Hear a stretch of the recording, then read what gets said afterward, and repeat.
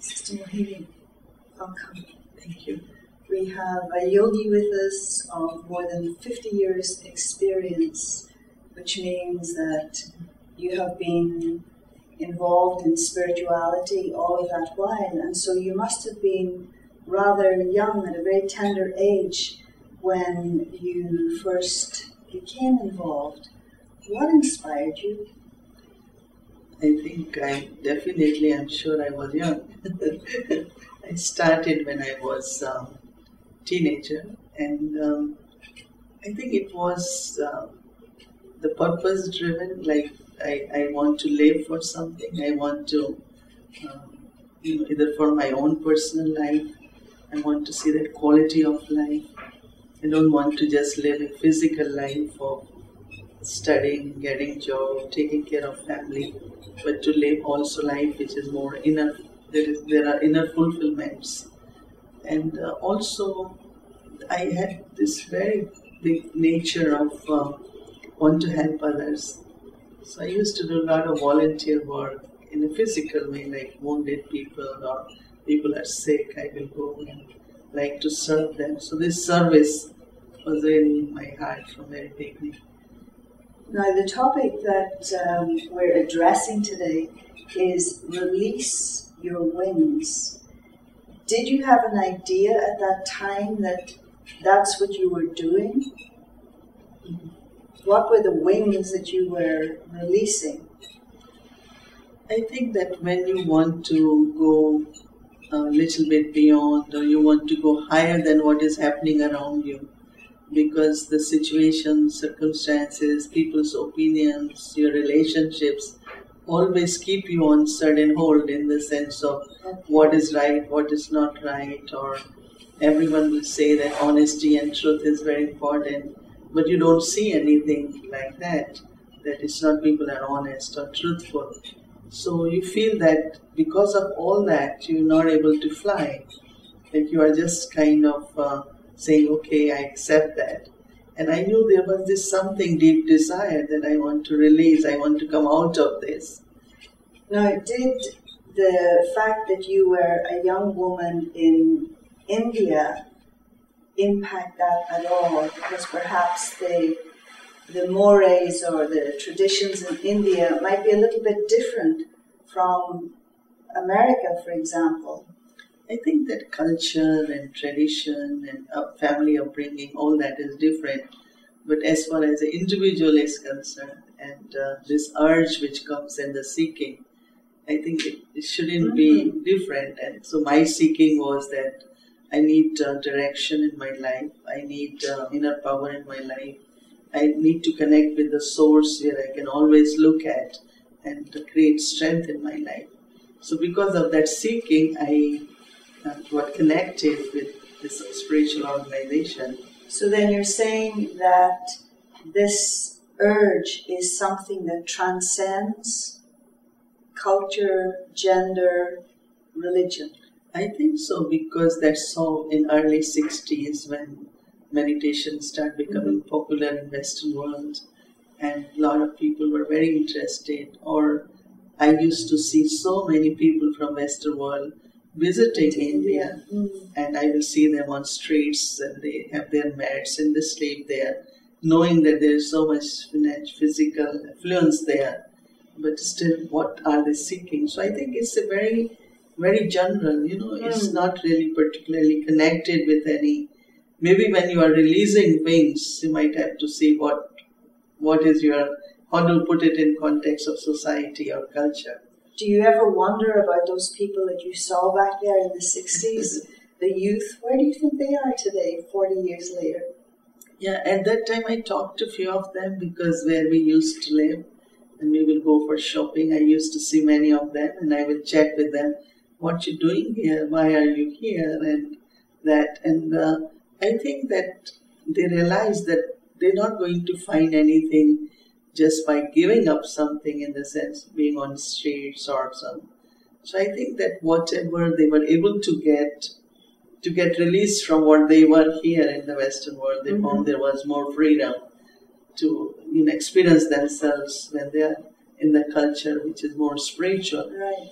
I think that was one thing. But then also, whatever their satisfaction of seeking was, but they still wanted to integrate that in life. Yes. And that in the beginning didn't happen. So naturally, I think there was lot of popularity. People loved it, and then they found that, but where will they be grounded in society? So they took to professions, and so they are like early 40s, let's say. So they all are in a way spiritual, because what they were seeking was a different way, but still what they got from there, they still have that direction. Okay, so that impetus is still there and will continue to come back to them again, whether or not they were disappointed and didn't find what they were looking for, or whether they're still seeking. But I'm wondering if now that you've been in the West for how many years? How many years have you been in the West? 38. 38 years, and here we are now, 2009. Do you find that there's more of that happening in America itself, rather that people are not needing to go to India per se, but do you find there's more urgency in terms of people seeking, or that the profile of the person seeking is now not just the young ones? I think that what happened, that those who were seeking, some of them went into their professional life, family life. But in the United States, there are so many teachers, American yoga teachers. So that means they went and they took tradition and culture. And recently I was meeting a spiritual guy, it was a guru, and he knew Sanskrit, he knew Hindi. He said when he was young, he joined it.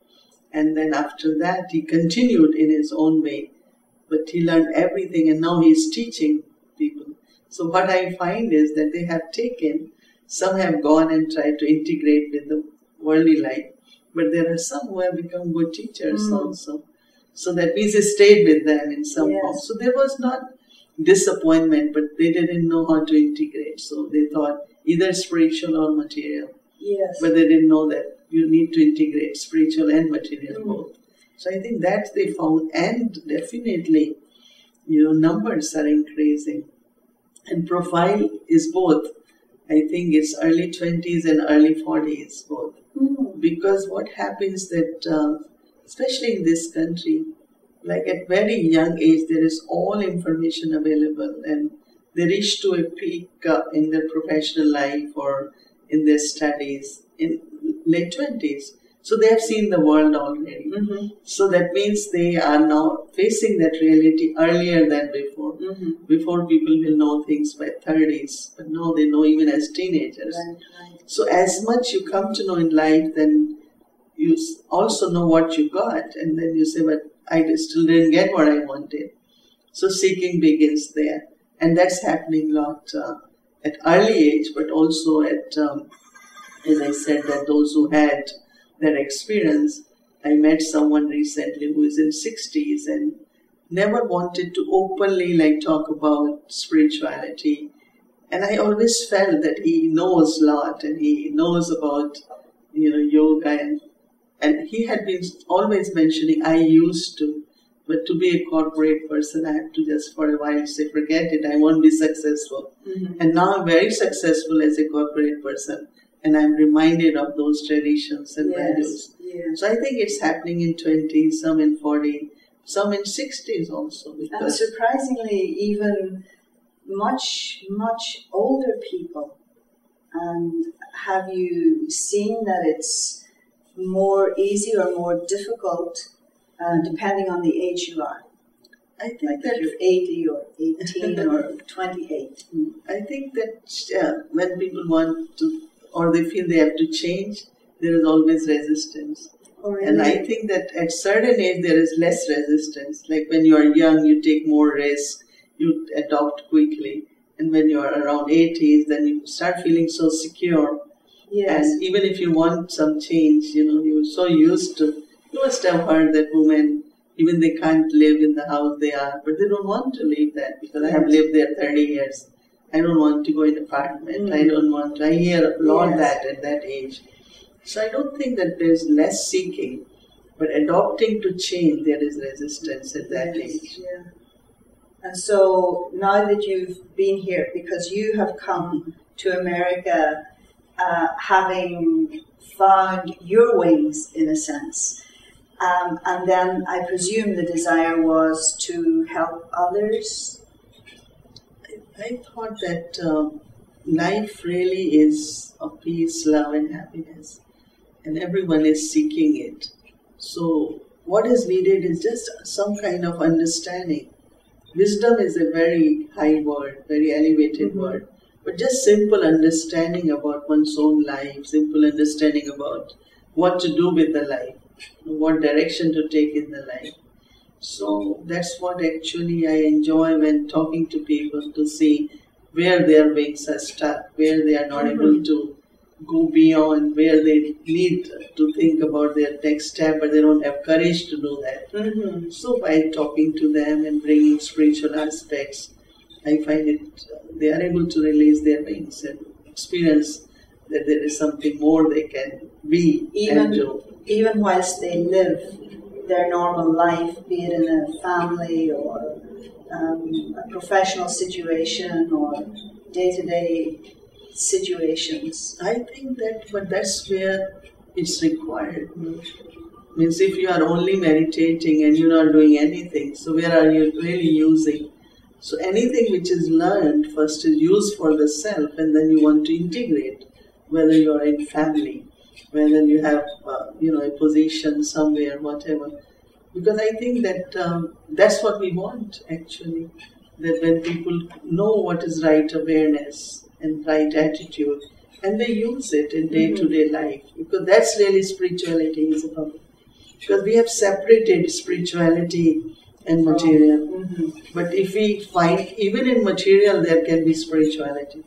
You can be a spiritual material person in the sense of, you could attract a lot of material, in the sense of if you have to grow in an organization, you need material. But it's more spiritual energy within that.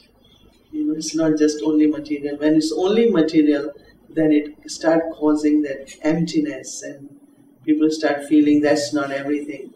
But if you integrate, like people use word inner world, outer world, and I always say, but world is one. And we have divided. So how to make as a whole world, whether inner or outer? And that's where even simple word like authenticity is what it is, that what you are in, you should be out. You should be the same. So that's, I think, what spirituality is about. That it's not, I believe in truth, but I don't speak truth. Or I believe in honesty, but my living or my standards are not of honesty. So spirituality fills in that gap, that you have strength, you have courage, and with that trust, what you believe in, you also practice it into, as I said, you mentioned about professional life or family or, live as a normal person. I think that's the aim, to create such individuals in the world. And so what would be the steps that you would recommend people take to start that process, if you like, of unfurling their wings, or even knowing they have wings? I think that everything begins with understanding, whether you want to be a pilot or you want to be any profession or anything, it starts with understanding. So that means they have to take knowledge and spiritual guidance, spiritual directions, to first understand who am I and what is really there, which I'm holding within me. It's not allowing me to release. Does it require separating yourself from the world to any extent? I think it change in lifestyle, is that? I think it should first start with change of awareness and change of consciousness. Yeah. So when you are changing consciousness, then you discern what is right, what is wrong. And based on then you may bring changes externally, like change of certain habits or adopting to certain lifestyle. But it should really come from awareness, not because I have to do it as a discipline.